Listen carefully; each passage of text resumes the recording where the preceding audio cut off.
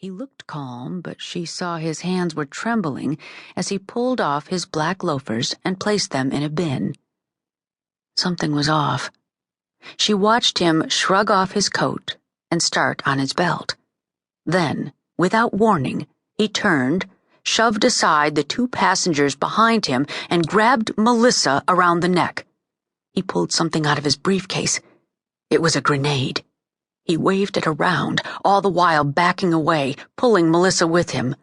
When people around them realized what was happening, there were screams and shouts, everyone focused on the grenade held high over his head now, a finger through the safety ring. He yelled, his voice shaking as badly as his hands. "That's right! It's a grenade!" He screamed at the TSA agents who were now speaking into their walkie-talkies, several of them moving toward him. "Nobody move! Your X-ray isn't much use now, is it? It doesn't matter, I'm not Lily White." He pointed the grenade at a tall black TSA agent who was trying to flank him. "Oh, Black! All of you, stay away or she dies, along with the rest of you." He stopped moving when he felt a concrete pillar behind his back. A TSA agent called out, only a bit of a wobble in her voice. "Sir, put the grenade down, and we can talk about what you want."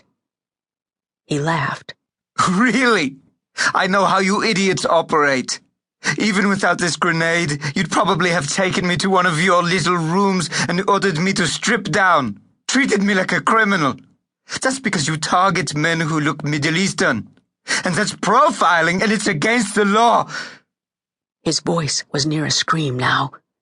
Sherlock heard a French accent overlying the British clip with a trace of Farsi or Arabic. "Because I'm dark and wear a beard?" Had he forgotten he'd shaved it off? "Don't come any closer, or we all die right now."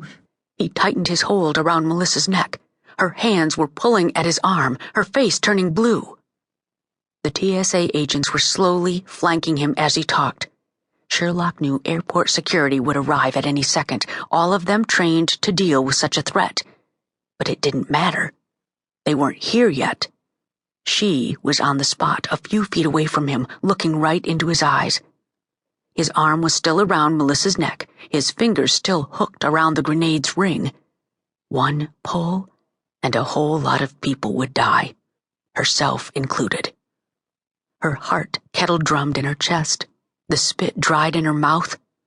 There was an instant of dead silence, only the sound of his hard, fast breathing. She called out, her voice calm and easy. "Sir, what do you want?" He locked on Sherlock's face, tightened his death grip on Melissa, and held the grenade toward her. "Who told you to talk, you stupid woman? Get back with the rest of the mutts and shut up." "Sir, you obviously knew you couldn't get a grenade through X-ray, so you planned it this way. Why? What do you want? What if they simply let you leave?" She wanted to see how tight his hold was on the grenade ring, but she forced herself to keep her eyes on his face. He screamed at her. "Shut up, or you'll be the first one dead. You agents, stop moving around. Do you hear me?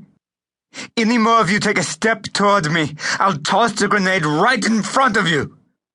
The TSA agents stopped in their tracks, their eyes moving from him to Sherlock and always back to the grenade he held in his shaking hand. The passengers stayed still as stones, as they'd been told, hardly breathing, watching, praying. Sherlock heard a distant cacophony of voices, either running away or swarming closer to see what was happening. Not good. Airport security was beginning to inch toward him. He juked this way and that, trying to keep an eye on the agents. His eyes narrowed. Sweat beaded on his face. What had he planned to do? Sherlock felt rage and fear rolling off him, yet he hadn't pulled the pin. Why? Was he having second thoughts, or was he waiting to make some kind of statement? She saw it clearly on his face. He was struggling with himself, trying to rev himself up to kill as many people around him as possible, Melissa included. That was certainly what he'd planned when he'd taken off his shoes and set them in the bin. They didn't matter then, because he knew he was